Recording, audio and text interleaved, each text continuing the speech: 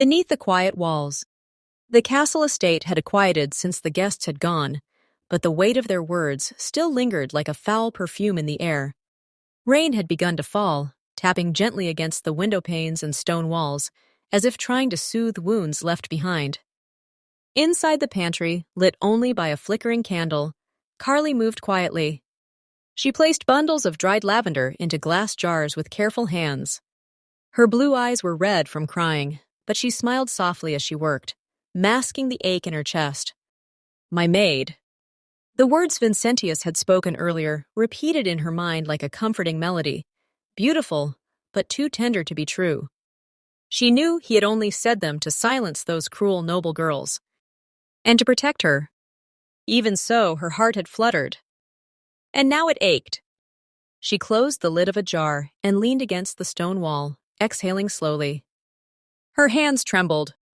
She had spent years learning to cry quietly, to smile through pain, to love in silence. But that didn't make it any easier.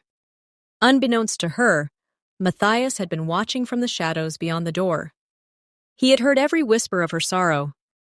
The moment she sighed his name under her breath, he turned and walked away into the storm. Outside, the rain fell harder, soaking the stone courtyard in silver. Thunder rumbled in the distance. Matthias stood in the open, drenched and panting. He gripped his wooden sword tightly, his curls plastered to his forehead. Swing after swing, he pushed himself beyond exhaustion. Every drop of water felt like punishment. "I couldn't protect her," he gasped through clenched teeth. "Not again." Memories swirled around him, the day he had shouted at her unfairly, the hurt in her eyes, the way she forgave him anyway. "I won't let anyone hurt her again, even if it's me." His sword grew heavier in his hands, but he didn't stop. Then he heard the door behind him creak open. "Matthias!" Carly's voice rang through the rain, sharp with fear. "Stop! Please, you are soaked!" She rushed toward him, slipping in the puddles as her skirts dragged in the mud. Her apron clung to her, and her braid had already begun to unravel. He tried to lift the sword again, but his arms trembled. Carly grabbed his wrist. "Why are you doing this to yourself? You don't have to hurt just for me." He looked at her, blinking rain and tears from his eyes. "I just wanted to be stronger, strong enough to protect you." "I know," she said softly. "But if you push yourself too hard again, if you hurt yourself for me—" Her voice broke. "I would never forgive myself." She wrapped her arms around him tightly. And Matthias broke. His wooden sword dropped with a soft splash.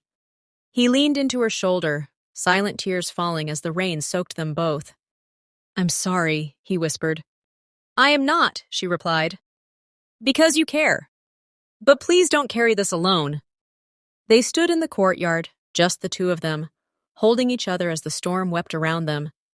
Far away, in a quiet wing of the estate, Tariq stood within the grand library, gently returning a book to the shelves. The candlelight danced along rows of tomes and scrolls, casting long shadows across the stone floor. Just as he turned to leave, his eyes caught something unusual. A red leather-bound book with a brass clasp sat tucked behind older volumes, dusty, unmarked, almost forgotten. His hand reached for it. "That one's never been opened," the bookkeeper said behind him. Tariq smiled faintly. "Then maybe it is time someone did." He unlatched the cover and opened the book on a nearby desk. Yellowed pages crinkled under his fingers.